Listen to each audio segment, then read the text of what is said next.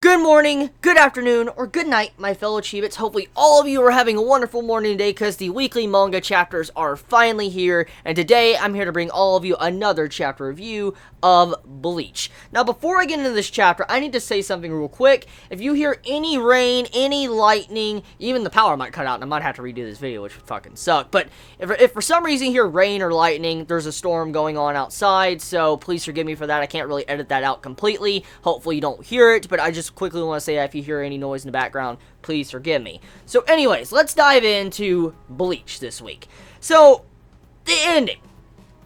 Hot damn. Now, we knew it was coming. Let's first just tackle into that. We knew that Urahara was eventually going to reveal his Bankai, but I don't think all of us saw that coming. Like, you know, Urahara being forced straight into Bankai. Like, Urahara didn't even fight Askin. He didn't even try to attack him. He just straight up went into Bankai mode. He's like, Bankai! Fucking final panel showcases the Bankai of Urahara. Badass, by the way. Fucking chapter ends. So I'm like, fuck.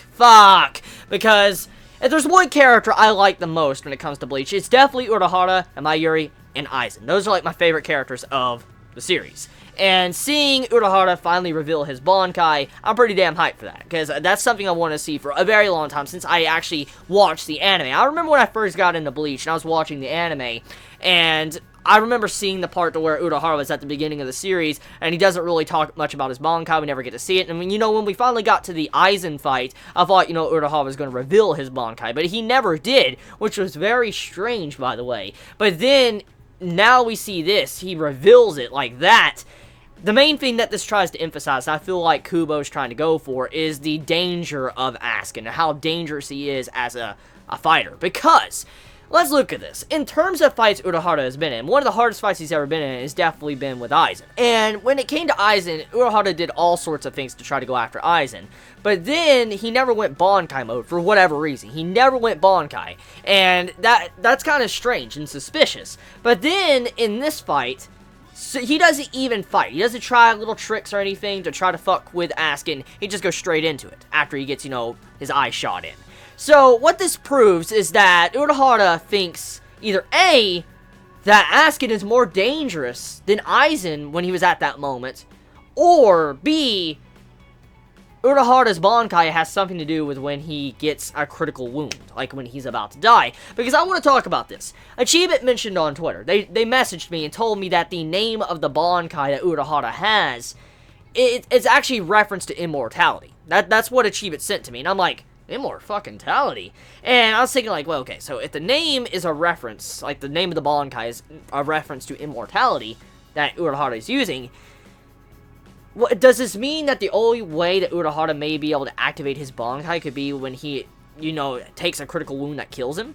Or something? Because that's what I'm assuming. Because with the Chibi telling me that his Bankai's name is related to immortality, that would mean that maybe that's the only way to activate it. That could explain a lot. That definitely could explain a lot, like, why he never used that against Aizen. But even then, though, that raises many questions. If that's exactly, if this is true, and this, you know, a bunch of you Chibits can actually confirm this, please let me know in the comments below. If you can confirm that that Bankai apparently does mean some form of immortality, that would mean that we got, like, an immortal person versus a person that's immune to everything. That's fucking crazy. That's really crazy. Like, what the fuck? How you gonna beat each other? Like, that...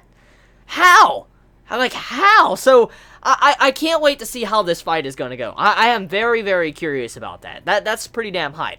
Now, besides that, let's talk about some other segments of the chapter. I talked about some good stuff, but I do need to talk about the first part of the chapter. So, Askin. I like his, you know, his motivation as a villain. As a villain, Askin is very intriguing. I actually like Askin quite a bit. He's definitely moved up into my rankings of villains of this arc. He's definitely one of my current favorites. I like Askin a lot. I like his design, I like his character, I like his motivation as a villain. He's a really cool character. And so when it comes to that, I have no issue with him.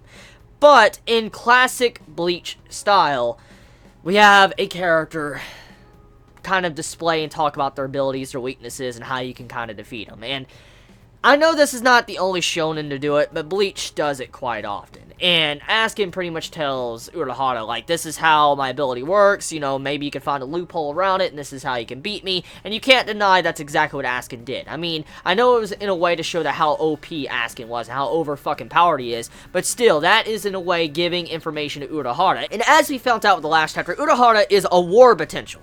He is someone with crazy battle strength. He's unpredictable. That's what kind of described him. That's what Askin even said. But then Askin goes out of his way to give this information to Urahara, and I'm thinking, like, of all people you want to give this information to, you don't want to give it to Mayuri, you don't want to give it to fucking Urahara, and you don't want to give it to fucking Aizen, but he gives it to him, and I'm like, okay, so you're fucked now.